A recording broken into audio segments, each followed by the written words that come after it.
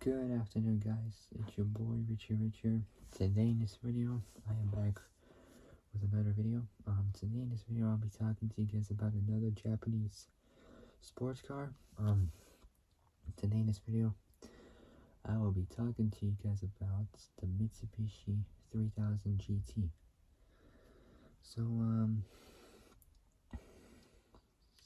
today, that's the car I'm talking about. So yeah, sorry for like this. It's just I'm tired. Just woke up like this. Oh God, Lord. Cause I gotta get up early for work tonight. So gonna be working like until I have to be at work by like 8:30, somewhere in there. Possibly, I don't know. However it happens. I can't talk. However way it happens, I'll pretty much be there. So I'm gonna be doing YouTube like on the weekends this time. It's on the weekends this time.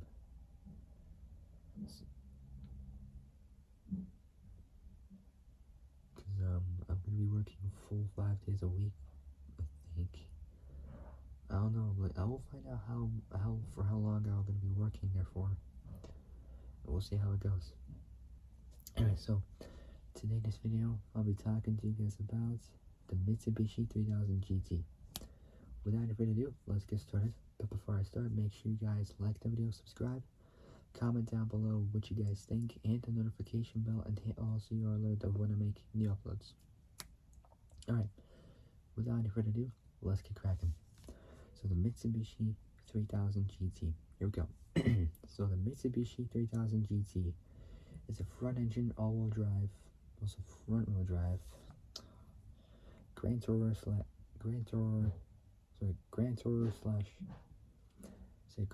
slash sports car, both manufactured and marketed by Mitsubishi from 1990 until the year 2000, over three different generations. Manufactured in a three-door hatchback coupe body style in Nagoya, Japan. The 2x2 four-seaters were marketed in the Japanese domestic market, JDM, as the GTO, and globally as the 3000 GT. In North America, it was sold both as the Mitsubishi 3000 GT, 1991, 1999, or just 91, 96, 91, 99, there we go, and the Dodge Stealth 91, 96, a badge engineered mechanically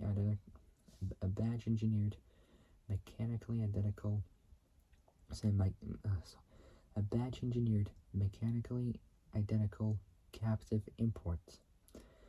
As a collaborative effort between both Chrysler and Mitsubishi Motors, Chrysler was responsible for the Stealth's exterior styling. Now we got overview as usual, so let's do it. So first off is manufacturer. It's by Mitsubishi Motors. It's also called the Mitsubishi GTO, that's in Japan, and the Dodge Stealth. Production for the GTO 1990 to 2000. For the Dodge Stealth is 1990 to 1996. So for the GTO 1990 to 2000. For the Stealth, 1990 to 1996. Its assembly is at the Nagoya plant in the city of Okazaki in Aichi, Japan. The designer is Masaru Suzuki in 1987. Now we got body and chassis. The class is a sports car and Grand Tourer, both the S segment. Body style, two versions, is a two-door liftback coupe or coupe. So a two-door liftback coupe or coupe, and then a two-door convertible from 1995 to 1990. So from 1995 to 1996. Its layout is transverse front engine and then front or four-wheel drive. platform is the Z11A, Z15AM, Z15A, and Z16A. It's related to the Mitsubishi Diamante and the Mitsubishi Sigma. Next up is powertrain. The engine is all of them are 3-liter 6G72 V6s, but the first one is a single overhead cam. Second one is a 24-valve dual overhead cam, and the third one is also a dual overhead cam 24-valve V6, but that one has got twin turbos to it. Next up is gearbox or transmission. First one, so transmission options. There's a 4-speed automatic with INVEX introduced. So INVEX was introduced in 1992. So INVEX is Intelligent and Innovative Vehicle Electronic Control System, which is a brand name used by Mitsubishi Motors for its electronic automatic transmission or gearbox technology. So INVEX introduced in 1992, 5-speed manual and a 6-speed manual for 1993 and onwards. Out of those three, I take the 6-speed manual. Next up is dimensions.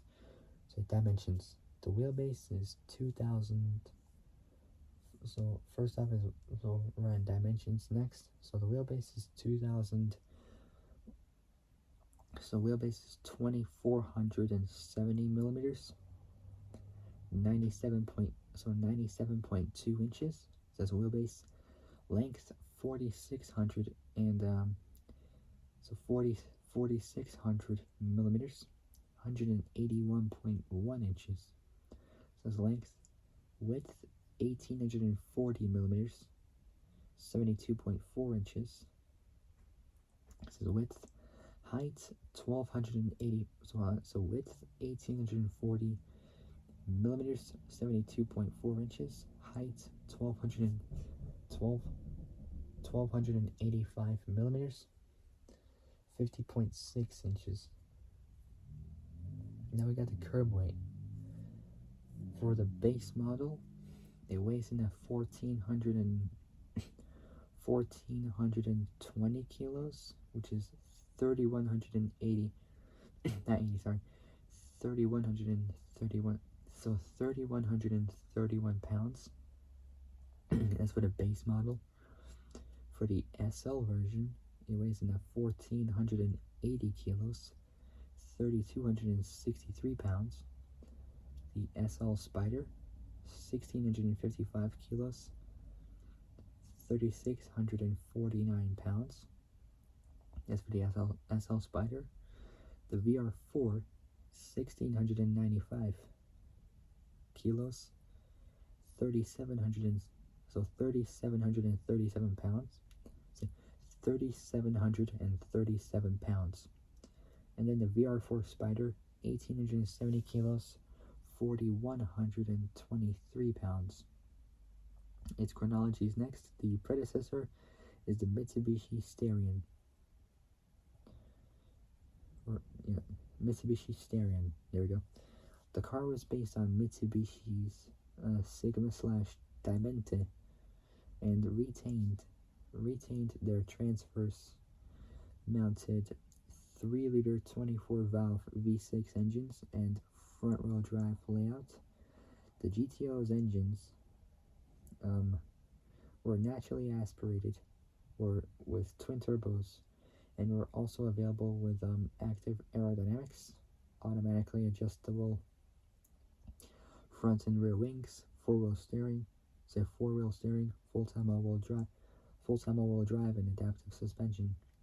Mitsubishi marketed a retractable hardtop variant, which were both engineered and converted from coupe models in California by ASC, which is American Specialty Cars, or American Sunroof Company, and sold as the GT Spider or VR4 Spider for model years 93-95. Say 93-95. These were the first fully automated retractable hardtop marketed since the 1959 Ford Skyliner. The JDM model took its name from the Galant GTO, a two-door hardtop coupe marketed by the company in the early 70s, which in turn took its name from the Ferrari 250 GTO, which that's worth like 40 million presumably. I don't know, maybe more, maybe less. Who knows? Short for Gran Turismo Omologata. Omologata signifying that it met motorsport homologation requirements. Now we got overview. So following the well, there's not much for overview. So following the successful showing of the Mitsubishi HSR and Mitsubishi HSX concept cars at the 1989 Tokyo Motor Show, Mitsubishi unveiled the new GTO as a 2x2 seating Grand Touring car in order to compete with the Mazda RX-7, Nissan 300ZX, Honda NSX, Subaru SVX, and the Toyota Supra. They resurrected the GTO name, and the car went on to serve as Mitsubishi's flagship. So flagship for the remainder of the decade. Despite the cachet. There we go. Despite the cachet of the badge at home, it was marketed as the Mitsubishi 3000 GT and and as the Dodge Stealth outside Japan. The company was concerned that connoisseurs would object to the evocative nameplates from the Ferrari 250 GTO and Pontiac GTO being used on a Japanese car. Each was built on the same production line at Mitsubishi's plant in Nagoya, Japan. Its Japanese introduction coincided with the softening Japanese economy, subsequently known as the bubble economy. JDM GTOs were marketed at Mitsubishi's Car Plaza retail chain, with JDM buyers paying additional annual road tax as well as elevated taxes for being classified as a large car by Japan's exterior dimension regulations. A Dodge Stealth was scheduled as a 1991 Indy 500 pace car until the United Auto Workers, or UAW, rejected it because of its Japanese rather than US manufacture. A prototype of the Dodge Viper was substituted in place of it. Still used as a backup pace car, eventually race winner Rick Mears received a Dodge Stealth for winning the races, and dealers sold pace car replica editions, as the Viper didn't begin production until later that year. So Rick Ravon Mears, born December 3rd, 1951, is a retired American race car driver. He's one of four men to win the Indy 500 four times in 1979, 84, 88, and 1991, and is the current record holder for pole position in the race with 6: 1979, 82, 86, 88, 89, and 1991. Mears is also a three-time IndyCar Series / World Series champion in 1979, 81, and 82. So still used as a backup pace car eventually. So still used as a backup pace car. Eventual race winner Rick Mears received a Dodge Stealth for winning the race, and dealers sold pace car replica editions, as the Viper didn't begin production until later that year. Now we got the 1990 and 1993. So we got the Series 1 version from 1990 to 1993. So early models were early models were internally designated Z16A, and incorporated full-time four-wheel drive and four-wheel steering, which was labeled as Mitsubishi AWC, which is all-wheel control. Active aerodynamics, called Active Aero Control System, Active Aero Control System, which is AACS, enhanced the Coca-Cola bottle silhouette body styling. Interesting. Achieving a drag coefficient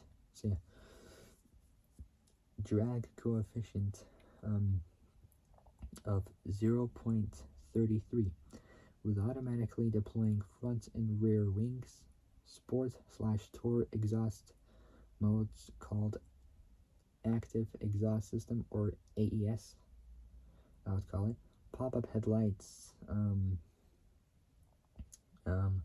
and articulated blister caps on the hood to accommodate the ECS controllers. ECS controllers at the top of the strut turrets. The Dodge Stealth featured a signature crosshair, front bumper fascia, and crescent-shaped rear wing, and didn't include active aerodynamics. In 1993, the engine went to a 4-bolt main and a forged crankshaft. Some of the early production models still received the cast iron crankshaft. Now we got North American markets. In North America, both the 3000 GT as well as the Dodge Stealth were available. Two different powertrains were offered on the 3000 GT, while the Stealth had three different options. The base 3-door hatch Stealth came equipped with a 3-liter 12-valve SOHC V6 single overhead cam, producing 164 horsepower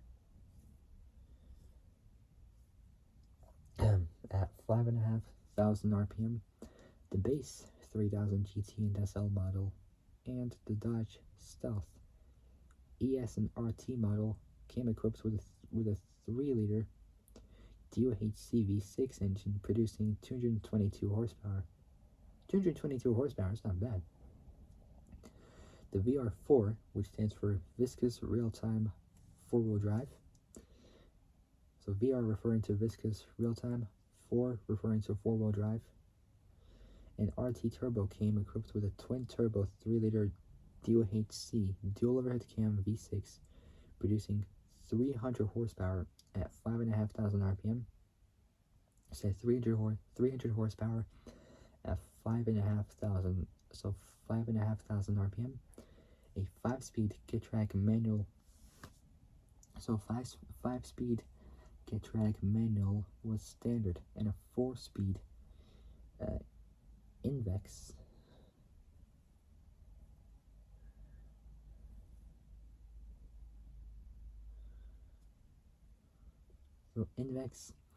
intelligent and innovative vehicle electronic control system. Automatic was an option on all models except the turbocharged variants. The 3000 GT SL and Stealth RT included an electronically controlled suspension as well as other features such as anti-lock brakes and automatic climate control, while the turbo models further added performance options such as a permanent 4-wheel drive, 4-wheel steering, limited slip differential, active aerodynamics, and came with Z or Z rated 17-inch tires. Now we got the European market. In Europe, instead of the Mitsubishi built TD04-09B turbos used on Japanese and US twin turbo models that generated 9 pounds of boost, which is 4 kilos of boost, the EU spec model received the higher capacity TD04-13G, so TD04-13G turbos, which generated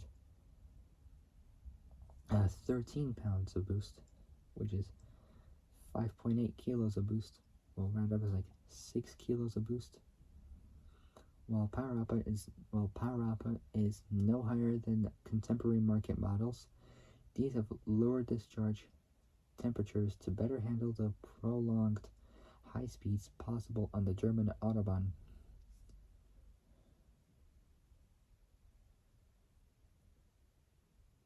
Say Autobahn, along with an upgraded gearbox. Presumably the Autobahn is limited. The engine was rated at 282 horsepower, makes almost a similar power as an R32, R33, and R34 GTR, but presumably the R34 will make much more power, and the E36 M3, which that has 286 horsepower, so almost a bit more than the 3000 GT. So the engine was rated at 282 horsepower. The mods took time, and European and Euro models only went on sale in the autumn of 1992. Now we got reviews and performance. Automotive magazines quoted 0 to 100 km an hour, 0 to 60 mile an hour acceleration times ranging from 4.9 to 6 seconds and quarter mile times of 13.6 to 13.9 seconds at 153 to 158 kilometers an hour, 95 to 98 miles an hour. Dodge claims a 0 to 60 of 4.89 seconds. For the 91 RT turbo models, magazines from the era praised its strong acceleration and grip, as well as its full-time all-wheel drive system allowing for all-season use. In a comparison test by AutoWeek, the $34,000, well, now it's like $77,000 in 2023. 91 Mitsubishi 3000 GT VR4 is 0 to 60 in 5.1 seconds, beating the lighter $61,000. Now is almost $136,500 in 2023. Acura NSX, which had 0 to 60 which hit 60 in 5.3 seconds. Now I got the graph showing the model name and the engine peak power and torque outputs for each car from where. So we got the Dodge Stealth from the US and Canada. So we got 1, 2, 3, 4, 5, 6 of them. So we got the Dodge Stealth from the US and Canada at a single overhead cam 12 valve V6 with 164 horsepower at 5,500 RPM and 251 newton meters, 185 pound-feet at 4,000 RPM. The Mitsubishi GTO SR in Japan, 24 valve V6 with a dual overhead cam DOHC, 225 horsepower at 6,000 RPM, 275 newton meters, 203 pound-feet of torque at 4,500 RPM.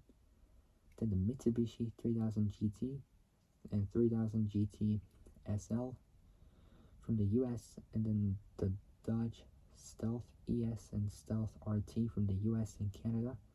Same 24 valve V6 dual overhead cam. This have 222 horsepower at 6,000 RPM, 272 newton meters, 201 pound-feet at 4,500 RPM. So a little bit less power and torque, but it still matches the previous ones. Then we got the Mitsubishi GTO Twin Turbo from Japan. The DOHC 24 valve Twin Turbo V6, making 276 horsepower at 6,000 RPM, 417 newton meters. So 417 newton meters. I can't even see. Well, I mean, camera is just quiet. 417 newton meters. There we go. 308 pound-feet of torque at 2,500 RPM. So at 276 horsepower at 6,000. 417 newton meters. 308 pound-feet of torque at 2,500. Then we got the 3000 GT VR4 in the US. Then the Dodge Stealth RT Twin Turbo in the US and Canada. So US and Canada. So both US and Canada. Say Canada. Canada. There. Canada. There we go. I can't even say it right. Which had also same twin turbo, 24 valve DOHC V6, but this time making a bit more power at 6,000 RPM, 300 horsepower. It's a pretty good amount. And same 417 newton meters, 308 pound-feet of torque. Horsepower at 6,000, torque at 2,500, so it's the same. And then we got the European version of the Mitsubishi 3000 GT, which that also has the same DOHC 24 valve V6 with twin turbos, but this time making slightly less power, 282 horsepower at 6,000 RPM. So in 6,000 RPM and 407 newton meters, approximately 300 pound feet. So 282 horsepower at 6,000 RPM and 407 newton meters, 300 pound feet at 3,000 RPM. Alright, and that is it. So for my next 3000 GT video will be about the hold on, wait, yeah, alright, phew, there we go, finally done. Alright, so for my next 3000 GT video will be about the 1994 to 1994 to 1997. For my next 3000 GT video will be about this 1994 to 1997 Series 2 edition. So I'll do that on like the weekend presumably, or maybe a bit later, I don't know, but I'll find out. Actually no, I'll do it on the weekend since I got time. Alright, so that is it, guys. So if you guys like this video, so if you guys like this video, so if you like the video, like and subscribe, comment down below what you guys think, hit the notification bell and hit all so you are alerted of when I make new uploads. Alright, so that's gonna end it today. I'll see you guys soon for my next video, but until then, stay safe, have a great day, and I'll see you guys soon in the next video. So now I gotta get prepared for work very soon, so because I'm gonna be working night shifts right now. Day shift will be a bit suicide, so I'll decide to work at night shift. I know it's gonna be tough, but I decided I'll go with that. Alright, so yeah, that'll be it. I gotta get going. I'll see you guys soon in the next video, but until then, stay safe, have a great day, and I'll see you guys soon in the next video. So take care, folks. I'll see you guys soon. Bye bye.